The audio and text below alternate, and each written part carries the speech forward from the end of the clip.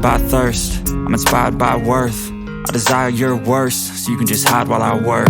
I ain't tired, you first. I'll write a second, third verse about the lies you go disperse. You never did shit, I know it hurts, but something deep inside won't let me